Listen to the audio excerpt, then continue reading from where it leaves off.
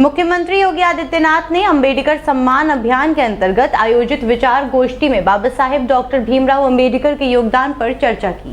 CM योगी ने कहा कि बाबा साहेब ने अभाव और अपमान में भी रास्ता बनाया, समाज की पुरानी बंधनों को तोड़कर देश को सम्मान और समानता दिलाई।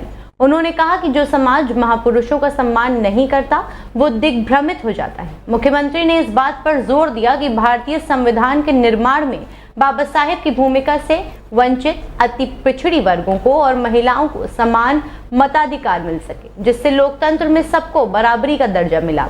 उन्होंने बताया कि बाबा साहेब ने मेहनत से संविधान तैयार कराया, लेकिन पंडित नेहरू समेत कई नेताओं चाहते थे कि उन्हें संविधान सभा में पद ना मिले, मगर जनता की भागीदारी और प्रतिबद्धता के कारण बाबा साहेब संविधान सभा के सदस्य बने और बाद में ड्राफ्टिंग कमेटी के अध्यक्ष का पद संभाला। उनका कहना था कि बाबा साहेब की विद्वता और काबिलियत ने देश को सबसे बड़े लोकतंत्र के रूप में स्थापित करने में अहम भूमिका निभाई है।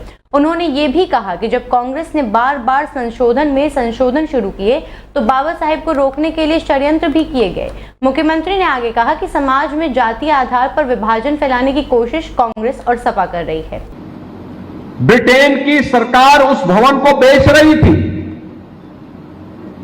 मोदी जी प्रधानमंत्री बने, मोदी जी ने महाराष्ट्र की सरकार से कहा और स्वयं भी अपना योगदान किया और उस भवन को भारत सरकार ने लिया। वहां पे बाबा साहब का एक भव्य स्मारक बनाया गया और भव्य स्मारक के साथ साथ भारत से जाने वाले अनुसूचित जाति जनजाति के छात्रों के लिए छात्रावास और स्कॉलरशिप की व्यवस्था की। कोई विदेश में पढ़ने के लिए जाना चाहता है तो बाबा साहब का यह भवन उनके लिए उनका मार्ग प्रशस्त करेगा। बाबा साहब ने 1956 में नागपुर में जहां दीक्षा ली थी वहां पर बाबा साहब का कोई स्मारक नहीं था। प्रधानमंत्री मोदी जी ने वहां भव्य स्मारक बनवाया और चैत्य भूमि मुंबई की यह प्रधानमंत्री मोदी जी के कारण महाराष्ट्र में बन पाया।